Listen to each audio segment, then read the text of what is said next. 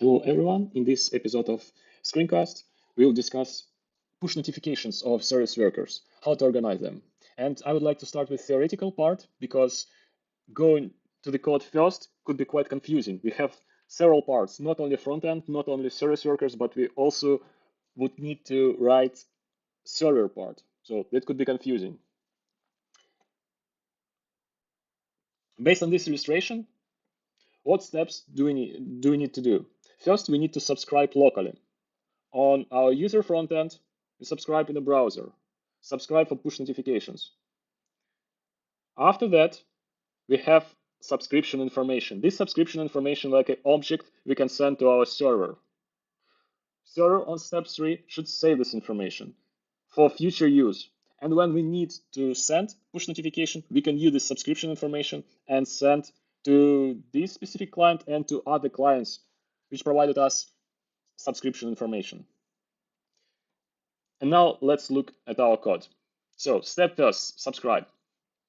Here we have code of our service worker that was described before. So let's focus more on subscription.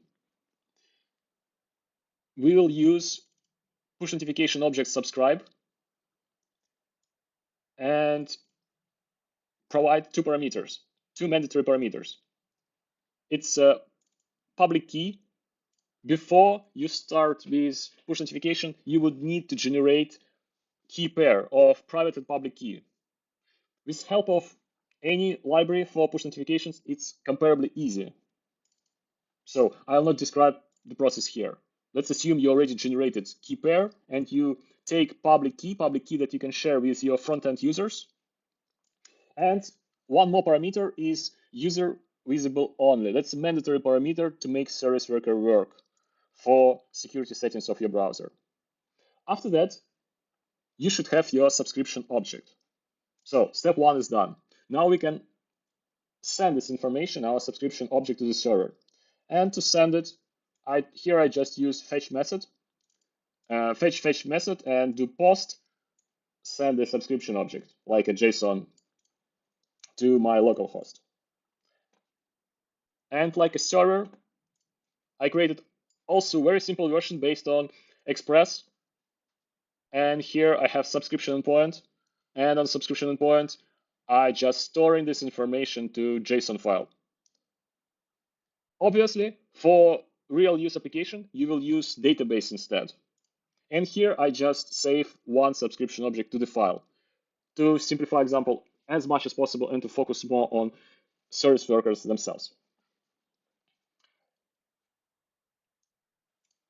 So that was the step 3. And step 4, we need to send push notification.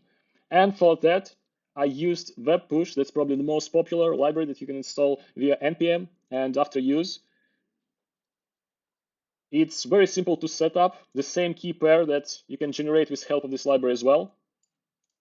And after, what you need to do is only send notification method. You provide your subscription object that was stored into the file before, and also text that you want to send with your push notification. So let's see how it works. First of all, we need any static server just to output HTML page. And I use quite a strange port number here to really initiate process from the very beginning, and to show you that first of all, user will have to accept push notification subscription. So you need to take into account. And we have an error here. Yeah, obviously fetch cannot send because we haven't started the server. Second one, we will start not static server but our Express server. This one to have this subscription endpoint.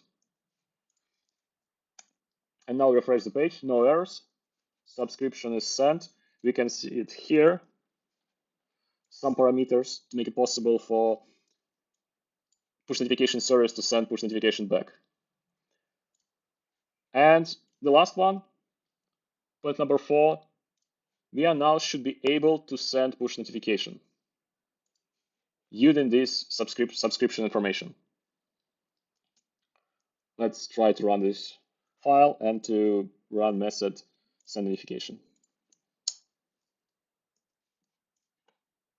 Let's see, we have our notification. And to read it on service worker, when you send it from the server, from service worker, you should listen to push event. After that, you can configure show notification method that will eventually show it in browser. And you have quite a lot of options here. Even vibration for your mobile handset. You can set a remote icon. So I strictly recommend to also check all the options on MDM documentation site.